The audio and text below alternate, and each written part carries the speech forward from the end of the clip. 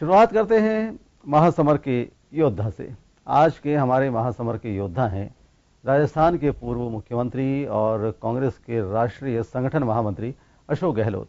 राजस्थान की राजनीति के जादूगर कहे जाने वाले अशोक गहलोत उस जमाने में चमकते सितारे के रूप में उभरे जब राजस्थान जैसे प्रदेश की राजनीति लगातार क्षत्रियों, जाटों और ब्राह्मणों के प्रभाव में थी। गहलोत माली जाति से हैं और जाने माने जादूगर लक्ष्मण गहलोत के बेटे हैं। राजस्थान में 2 बार मुख्यमंत्री की पारी खेल चुके गहलोत केंद्र में मंत्री, 5 बार सांसद, विधायक और राजस्थान कांग्रेस के 3 बार अध्यक्ष रहे हैं। गहलोत वर्तमान में कांग्रेस के संगठन महामंत्री हैं। यह पद अध्यक्ष के बाद सबसे महत्वपूर्ण पद माना जाता है। राजस्थान की राजनीति में गहलोत का बड़ा कद है। न केवल कांग्रेस बल्कि भाजपा में भी उन्हें सबसे बड़ा प्रतिद्वंद्वी माना जाता है। सादगीपूर्ण जीवन के चलते गहलोत को राजस्थान का गांधी भी कहा जाता है। अपनी बेबाक बयानबाजी के चलते सियासी हलकों में उनके बयानों को बड़ा महत्व दिया जाता है। हमारे आज के महासमर के योद्धा अशोक गहलोत पर हमारी ये खास रिपोर्ट।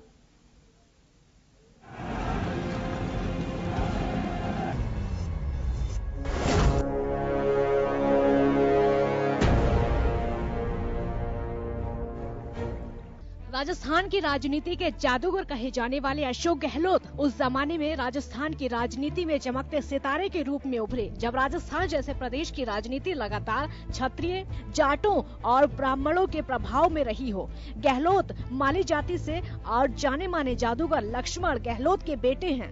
राजस्थान में 2 बार मुख्यमंत्री की पारी खेल चुके गहलोत केंद्र में मंत्री, 5 बार सांसद, विधायक और राजस्थान कांग्रेस के 3 बार अध्यक्ष रहे हैं।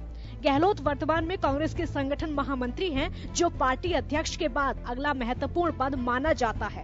राजस्थान की राजनीति में गहलोत का कद बड़ा है। न केवल कांग्रेस, भाजपा में भी गहलोत को सबसे बड़ा प्रतिद्वंदी माना जाता है। सादगीपूर्ण जीवन के चलते गहलोत को राजस्थान का गांधी भी कहा जाता है। अपनी बेबाक बयानबाजी के चलते सियासी हलकों में गहलोत के बयानों का महत्व भी है। चारों ओर भय का, नफरत का, घृणा का, संवेदनहीनता का माहौल है, हिंसा का माहौल है।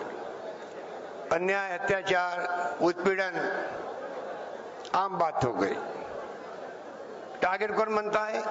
हम गरीब लोग बनते हैं, जो एससी के हैं, एसटी के हैं, ओबीसी के हैं, माइनॉरिटी के हैं, कोई गरीब आदमी है जो उनके ऑफिस के बाहर गया मांगने के लिए, मांगे रखने के लिए, ज्ञापन देने के लिए, दौड़ा दौड़ा कर पुलिस ने पीटा उन सबको। चाहे वो कर्मचारी हो, महिलाएं हो, कोई व्यक्ति हो, कोई वर्ग हो, विद्यार्थी मित्र हो, सबको पीटा गया। इस प्रकार के हालात से 5 साल निकले। इसलिए आज लोगों में भारी गुस्सा, ऊपर जश्न मनाते हैं लोग, हर साल जश्न मनाते हैं। आपको मालूम है, आपको नहीं मालूम पड़ता होगा, 5 10 20 करोड़ रुपए खर्च करके गाड़ी कमाएंगे जनता की। ये कहते 1 साल होगा, हम जैसे मनाएंगे 1 साल को करते हैं। हमारी गाँव में पानी की बात हो, बिजली का आपकी मांग थी, गांव में नहीं, ढाणी तक में बिजली पहुंचनी चाहिए घरों के अंदर। 3 लाख घरों में, ढाणियों में बिजली पहुंचने का बहुत बड़ा महत्वपूर्ण निर्णय था। वसुंधरा जी घोषणा करी, काम नहीं किया। वसुंधरा जी ने सबको निराश किया। 5 साल किसी से मिली नहीं, कुशासन होगा, लीचिंग हो रही है, कई पहलू कहाँ ऐसी घटनाएं हो गई। 22 साल के नौजवान को AK-47 से मार दिया गया। रेप की घटनाएं तो आए दिन हो रही है। क्या नहीं हो रहा राजस्थान में, आप सबको मालूम है।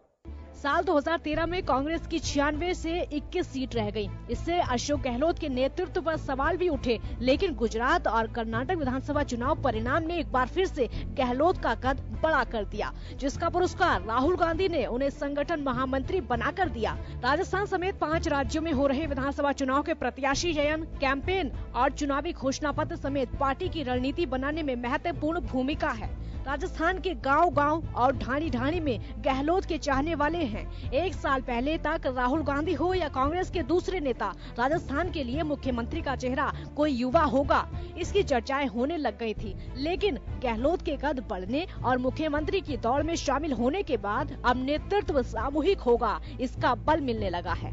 राजस्थान की राजनीति में सियासी दिग्गजों में अशोक गहलोत का आज भी बड़ा नाम है। जन टीवी न्यूज, जयपुर।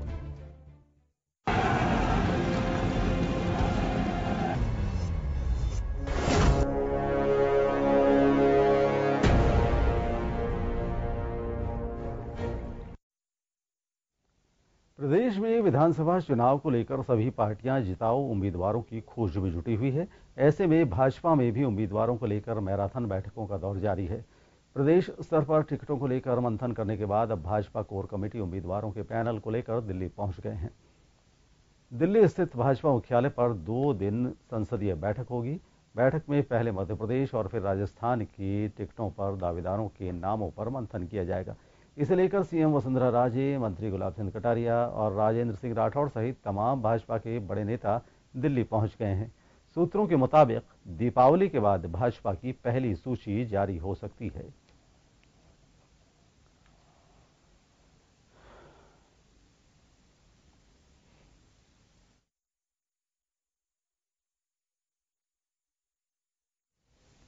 प्रदेश में विधानसभा चुनाव को देखते हुए केंद्रीय नेतृत्व ने मास्टर प्लान तैयार कर लिया है। प्रदेश में सत्ता बरकरार रखने के लिए प्रदेश भाजपा ने ये प्लान तैयार किया है। राज्य की 200 विधानसभा सीटों में से 120 विधानसभा सीटों की कमान अब प्रधानमंत्री मोदी और भाजपा के राष्ट्रीय अध्यक्ष अमित शाह करेंगे। यानी प्रदेश की कुल 33 में से 22 जिलों में सभाएं करेंगे। पीएम मोदी और अमित शाह 23 नवंबर से 5 दिसंबर के बीच राज्य में 22 बड़ी सभाएं करेंगे। इनमें से 12 सभाएं शाह और 10 सभाएं पीएम मोदी करेंगे। इस मास्टर प्लान की खास बात यह है कि इस जिले में पीएम मोदी सभाएं करेंगे, वहां अमित शाह की सभाएं नहीं होंगी।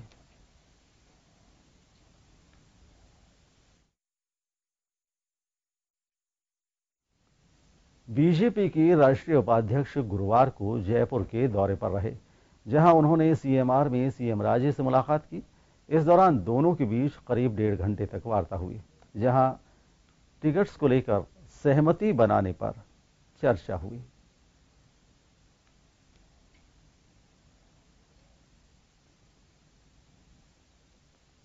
और अब बात कांग्रेस की। पूर्व केंद्रीय मंत्री और कांग्रेस नेता राजीव शुक्ला ने केंद्र और प्रदेश सरकार पर जमकर हमला बोला। जयपुर में मीडिया से बात करते हुए शुक्ला ने कहा कि वर्ष 2013 के विधानसभा चुनाव और वर्ष 2014 के लोकसभा चुनाव में सीएम राजे और पीएम मोदी ने बड़े बड़े वादे किए, लेकिन आज तक कुछ भी नहीं हुआ। आज अगर इनसे बात की जाए कि पुराने वादों का क्या हुआ, तो ये राम मंदिर की बात पर आ जाते हैं। शुक्ला ने कहा कि राजस्थान 3 लाख करोड़ के कर्जे में डूबा है, लेकिन इनको इससे कोई वास्ता नहीं है। शुक्ला ने आरोप जड़ते हुए कहा कि बीजेपी के नेता झूठ बोलने में माहिर हैं, विज्ञापन और होर्डिंग लगाने में ये लोग माहिर हैं। शुक्ला ने डीजल, पेट्रोल और रसोई गैस के दामों को लेकर केंद्र सरकार पर हमला बोलते हुए कहा कि सत्ता में आने से पहले ये लोग 40 रुपए में 1 लीटर डीजल देने की बात कर रहे थे, लेकिन आज नतीजा आप सबके सामने है। राफेल डील मामले पर शुक्ला ने कहा कि कांग्रेस पहले पूछ रही थी कि दाम बताओ, अब कोर्ट पूछ रहा है कि दाम बताओ, लेकिन अब भी सरकार पतली गली से निकलने की कोशिश कर रही है। राजस्थान कर्ज में 3 लाख करोड़ से ऊपर के कर्ज में राजस्थान है। मेरे हिसाब से तो आपने उसको बिल्कुल बीमारू प्रदेश बना दिया, लेकिन कहेंगे ये कि नहीं, कुछ नहीं हुआ, हमने तो अच्छा कर दिया। महंगाई चरम सीमा पे है। आज ही 60 रुपए गैस के बढ़ाए गए। मैं तो योजना मंत्री था, हमारे जमाने में $120 प्रति बैरल कीमत पहुंच गई थी अंतर्राष्ट्रीय से, फिर भी हमने लोगों को 60-70 रुपए में पेट्रोल डीजल दिया। इनके जमाने में तो $35।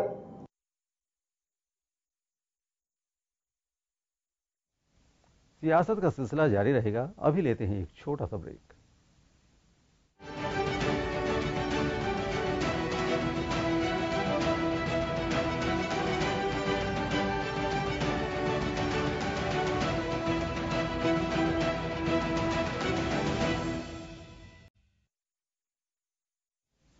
ब्रेक के बाद आपका स्वागत है।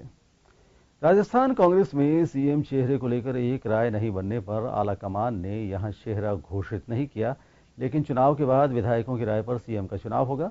जयपुर दौरे पर आए पूर्व केंद्रीय मंत्री राजीव शुक्ला से जब सीएम के चेहरे पर यह सवाल पूछा गया, तो उन्होंने कहा कि आलाकमान को लगा कि सीएम का चेहरा अभी घोषित नहीं किया जाना चाहिए, इसलिए नहीं किया, लेकिन विधायक अपना नेता चुनेंगे।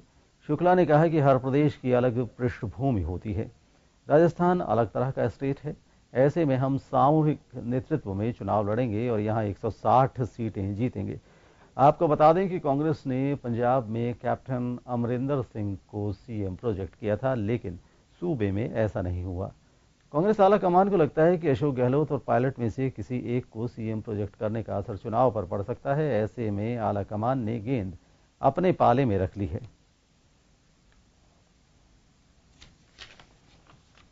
राजस्थान में हमारे पास चेहरा भी है और दमदार नेतृत्व भी है। हमारा सामूहिक नेतृत्व इतना मजबूत है कि उसकी जनता को इसमें पूरी आस्था है और जो है वो सामूहिक नेतृत्व में हम चुनाव यहाँ पे लड़ रहे हैं और इसका विधायक तय करेंगे कि कौन मुख्यमंत्री हो। ये तो लोगों को तय करना, पार्टी हाईकमान तय करें किसको चुनाव लड़ना है, किसको नहीं चुनाव लड़ना है। लेकिन मैं ये कह सकता हूँ कि एक सामूहिक नेतृत्व में हम चुनाव में जा रहे हैं और जनता का बहुमत हासिल करने के बाद ये प्रदेश में विधानसभा चुनावों को लेकर दिल्ली में सीटों को लेकर मंथन किया गया। इसी को लेकर गुरुवार को कांग्रेस स्क्रीनिंग कमेटी की एक अहम बैठक संपन्न हुई। समिति की चेयरपर्सन कुमारी शैलजा की अध्यक्षता में बुलाई गई इस बैठक में प्रदेश पार्टी प्रभारी अविनाश पांडे, महासचिव और सचिव सहित प्रदेश के कई दिग्गज नेता मौजूद रहे।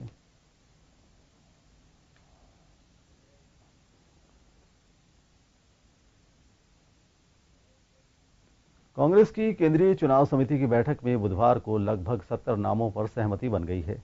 हालांकि कुछ नामों पर अब भी विवाद है। स्क्रीनिंग कमेटी की ओर से दिए गए नाम राहुल गांधी की ओर से कराए सर्वे में नहीं आए हैं। बैठक में एनसीपी और लोकतांत्रिक जनता दल से गठजोड़ पर भी चर्चा हुई। माना जा रहा है कि कांग्रेस पहली सूची अब दिवाली के बाद जारी करेगी। वहीं दूसरी ओर कांग्रेस, एनसीपी और शरद यादव की पार्टी लोकतांत्रिक जनता दल से मिलकर भी चुनाव लड़ना चाहती है। ऐसे में राहुल गांधी ने प्रदेश के नेताओं से बात करने के लिए कहा है। इस मामले को लेकर अब भी चर्चाओं का दौर जारी है।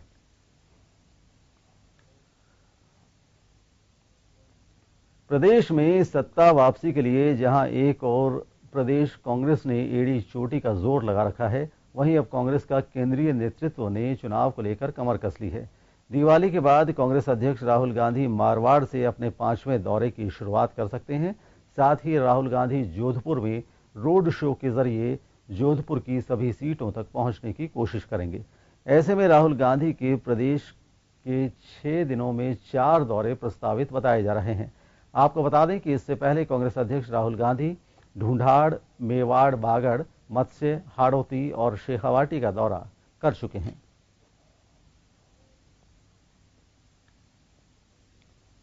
ज्यों-ज्यों चुनाव नजदीक आते जा रहे हैं, राजनीतिक सरगर्मियां तेज होती जा रही हैं।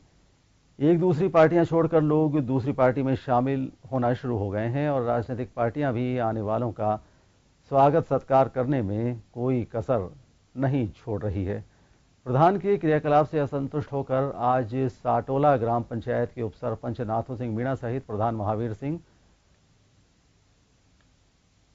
और नगर के 21 परिवारों ने भाजपा छोड़कर कांग्रेस का दामन थामा, जिससे भाजपा खेमे में खलबली मच गई।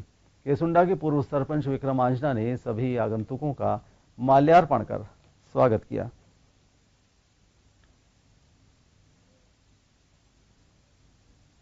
राजस्थान में विधानसभा चुनावों को लेकर कांग्रेस से गठबंधन टूटने के बाद अब बहुजन समाज पार्टी सभी 200 विधानसभा सीटों पर चुनाव लड़ने जा रही है। पार्टी ने बुधवार को अपने उम्मीदवारों की पहली सूची जारी करते हुए 11 प्रत्याशियों के नामों की घोषणा कर दी है।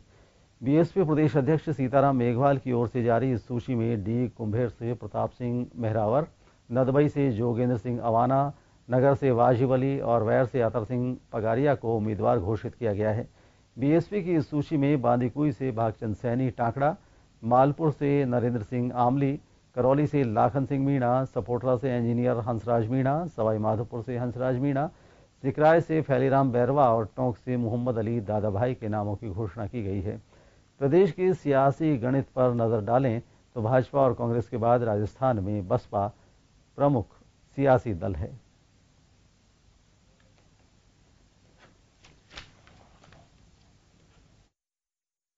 प्रदेश में विधानसभा चुनाव को देखते हुए आम आदमी पार्टी ने चुनावी कैंपेन महारो नाज महारो ही राज कैंपेन की शुरुआत कर दी है। इसी के तहत आम आदमी पार्टी और किसान नेता रामपाल जाट ने कैंपेन का पोस्टर रिलीज किया। इस मौके पर प्रदेश प्रभारी दीपक वाजपेयी भी मौजूद रहे। पार्टी बात हमने कहा किसान के लिए होनी चाहिए पार्टी, पार्टी के लिए किसान नहीं होना चाहिए।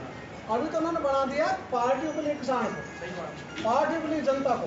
तो हम कहेंगे जनता के लिए होनी चाहिए पार्टियां। ये जो कंसेप्ट है ये पहली बार इस मंच से आज के महाअभियान में ये पहली बार दिया है। और अब बात राम मंदिर निर्माण की। मंदिर निर्माण को लेकर योगी के बयान के बाद गरमाई देश की सियासत और राज्यों में हो रहे विधानसभा चुनाव में भाजपा मंदिर मंत्र को भी मुद्दा बनाएगी। आरएसएस ने कहा कि जल्द ही मंदिर का निर्माण होना चाहिए। राज्यों के विधानसभा चुनाव में भाजपा एक बार फिर मंदिर मंत्र के भरोसे फतेह की तैयारी में है। उत्तर प्रदेश के मुख्यमंत्री योगी आदित्यनाथ ने मंदिर को लेकर राग क्या छेड़ा कि आरएसएस भी मैदान में कूद गई है। योगी आदित्यनाथ ने कहा कि कोर्ट को मंदिर को लेकर जल्द फैसला देना चाहिए, जबकि आरएसएस का साफ तौर पर कहना है कि जन भावनाओं में भारत का सबसे बड़ा मुद्दा मंदिर ही है और इसका निर्माण जल्द होना चाहिए।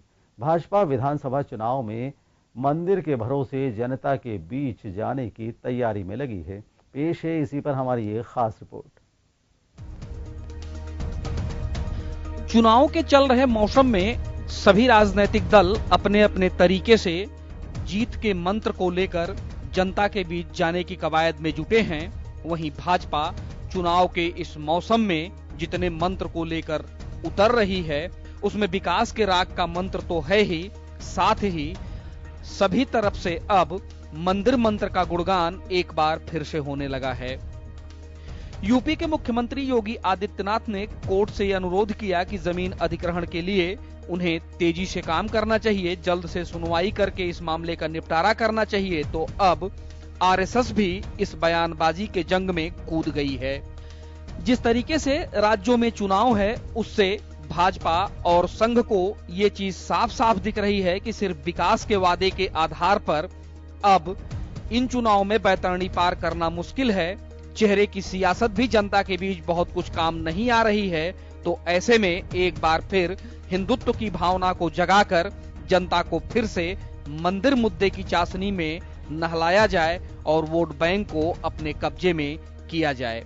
राजस्थान, मध्य प्रदेश, छत्तीसगढ़ जो कभी भाजपा को मंदिर मंत्र के आधार पर ही सरकार बनाने के लिए सबसे महफूज जगह दिखी थी, अब यहाँ पर अपनी सरकार बचाने की कवायद भी भाजपा को सबसे ज्यादा करनी पड़ रही है। चिंता यही है कि जिन राज्यों में अब तक भाजपा की सरकार 1, 2, 3 बार बनी है, वहां कैसे चौथी बार जीत की चाशनी चखी जाए। इन तमाम चीजों के बीच जिस तरीके के मुद्दे उठकर सामने आ रहे हैं उसमें भाजपा को साफ तौर पर दिख रहा है कि अगर मंदिर मंत्र के सहारे इस चुनावों को वादों की फहरिस्त में जोड़ा जाए तो संभवतः जीत की एक और चाशनी उनके हाथ लग सकती है। बहरहाल उनके सहयोगी जिस तरीके से आरक्षण और बाकी चीजों पर विरोध का स्वर मुखर कर रहे हैं उससे एक बात तो लगने लगा है कि भाजपा मुद्दों पर बहुत कुछ टिकने की स्थिति में नहीं दिख रही है। अब देखने वाली बात यह होगी कि चुनावी चौसर के लिए बिछ रही राजनीतिक बिसात जब अपने अमली जामा को पहनाने में और चरम पर पहुंचेगी तो कौन सा मुद्दा भाजपा की तर्कस का सबसे बड़ा तीर बनता है। ब्यूरो रिपोर्ट, जन टीवी।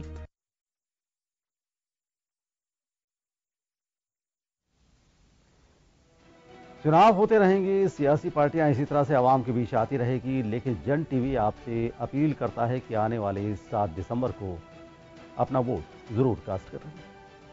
सियासत में आज इतना ही, दीजिए इजाजत, नमस्कार।